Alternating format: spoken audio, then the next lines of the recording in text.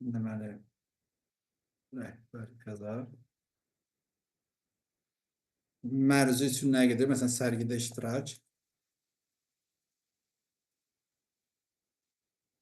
Nə vaxt başlayır məzuniyyəti? Tutaq ki, başlayır ayın 10-u, bitir ayın 14-ü. İşə başlama tarixi 17-si. Ezamində olduğu gün 4 gün.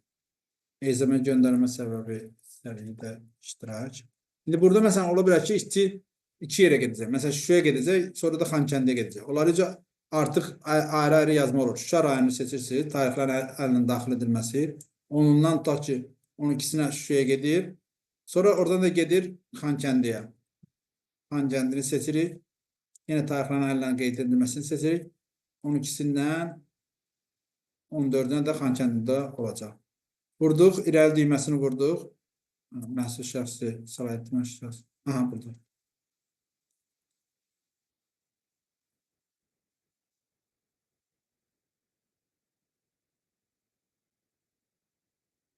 İrəli düyməsini vurduq. Əmrdə onlar ayrıca göstəriləcək. Görürsünüz, yazır, ezam göndərilənsə ayın 10-dan 12-sinə Şuşa, 12-si 14-ünə Xankəndi.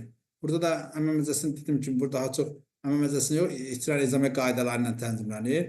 Orada yazır ki, filan kəs, filan rayonlara getsin, işə başlama tarixi də bu olsun.